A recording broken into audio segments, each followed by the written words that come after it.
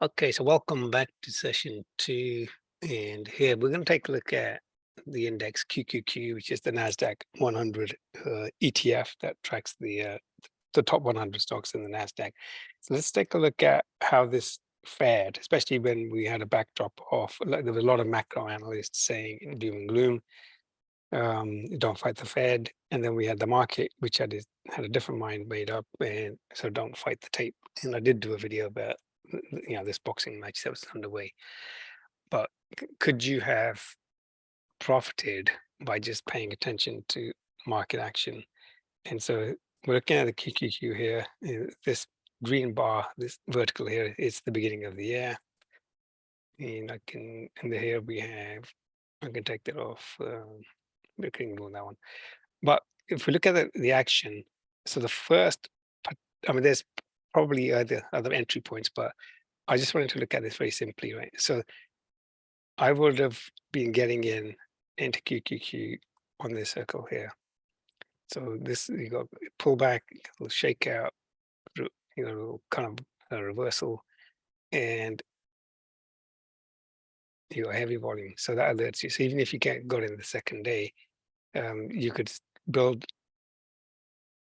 your half your position here, and then stock moves up, comes back, finds support at the 20-day. You can put your 30% of there, and the same thing down here on this one here as it bounces back up, and you could have filled out your complete position. And then we can see Qs come back in, and then the first trip to the 50-day down here, this is where added to TQQ, and I had now got a position both in the Qs. And the other thing you could have done is you could have switched out of the Qs and just gone into TQQs here, and so continues to move on up.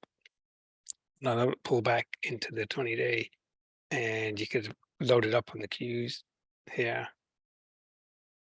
And then we get our first trim opportunity up here, because now we're kind of extended in the run.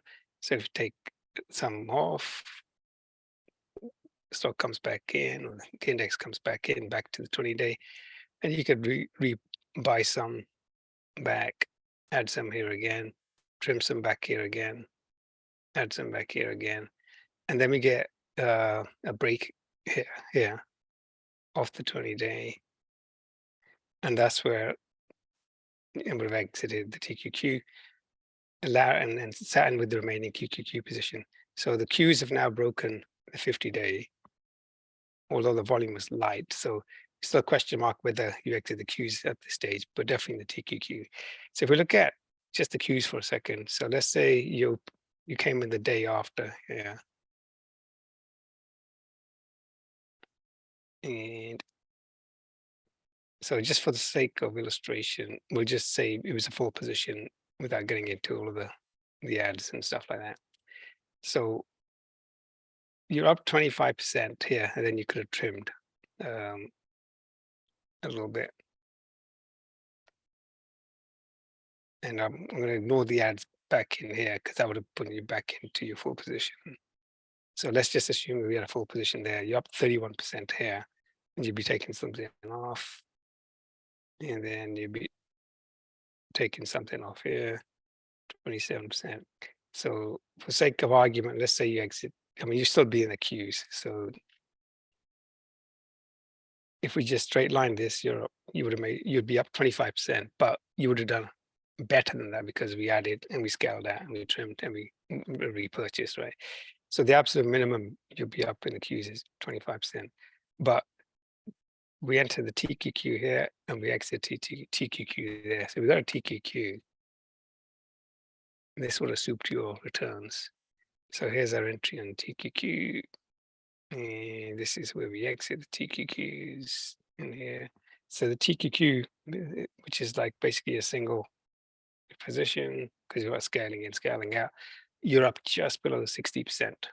So if you put in part of your funds into TQ, let's say, I don't know, 10% or 20%, 20% might be too high, but let's just say you put 10% on your portfolio, you'll be up 60%. You would have been up 60%. And it was a fairly easy ride, because I mean, that's a nice, easy, just running along the 20-day. Okay, so that is how you could have made quite a bit of money just playing the market indexes with a very few trades that were put in place. So that wraps it up for segment two. So let me close this out.